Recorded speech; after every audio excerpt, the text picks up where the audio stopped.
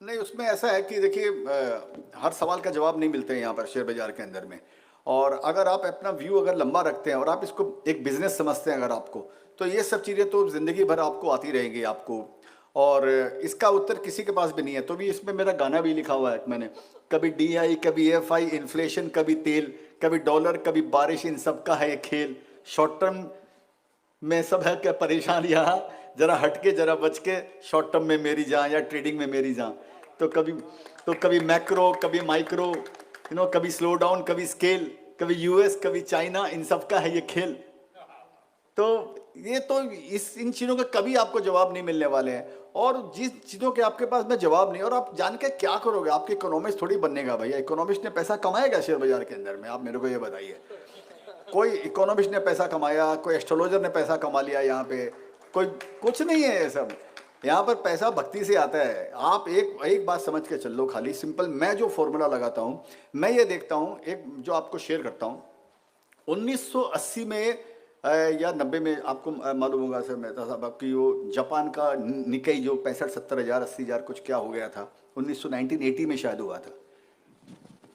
1980 में कुछ था जो भी उसका चला, और उसके बाद में आज तक वो भाव नहीं आया। ठीक है, आज भी 25-30 हज़ार के आसपास होगा, नीचे में 7-8 हज़ार हो गया। मैं खाली एक ये देखता हूँ कि ये कंट्री की जो ग्रोथ है ये कौन से स्टेज पे खड़ी है। मैंने कंट्री, मैं तो खाली इंडिया में इन्वेस्ट करता हूँ। तो जैसे ये समझ में आ गया, जैसे डाउ जोन का अगर आप देखेंगे 40-50 साल का आप देखेंगे ग्राफ, तो वो हमेशा बढ़ते ही रहता है वो।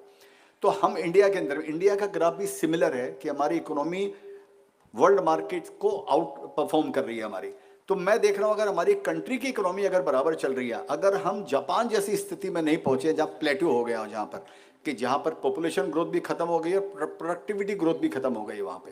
क्योंकि इंदिरा गांधी ने बोला था एक बार कि बिग प्रॉब्लम सॉल्व देमसेल्फ।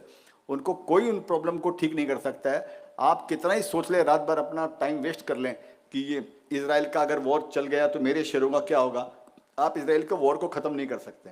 तो खत्म करके रात को मजे से 2 पैक मार के सो जाओ उसमें, क्यों अगर उसमें उसमें अपना टाइम खराब नहीं करने का। तो मेरा मतलब है कि इतने चीज़ों के उत्तर नहीं करना चाहिए, वो मैनेजमेंट को सोचने दो। आप एक चीज़ सोचो, इसराइल का वॉर हो गया या US का रिसेशन हो गया, आपने जिस कंपनी में इन्वेस्ट किया वो बंद हो गई क्या, उसको सोचना चाहिए मैनेजमेंट को ना, जिसके बारे में 50%, 60%, 75% शेयर्स है। आपके पास में 0.00001% शेयर्स है और आप कंट्री को डुबा रहे हो। आप उसको, आपको लगता है प्रलय हो जाएगी। आपके 500 शेयर में आप वर्ल्ड वॉर 3 करवा लोगे आप अपने 500।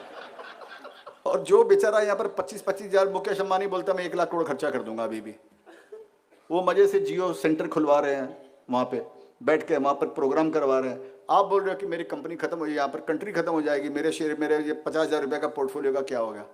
अरे भैया ऐसा मत कर, जरा सा समझने की चेष्टा कर। कंपनी चल रही है, उसको चलाने दो। US का वॉर बाइडेन को सोचने दो, इंडिया में क्या हो रहा है मोदी को सोचने दो।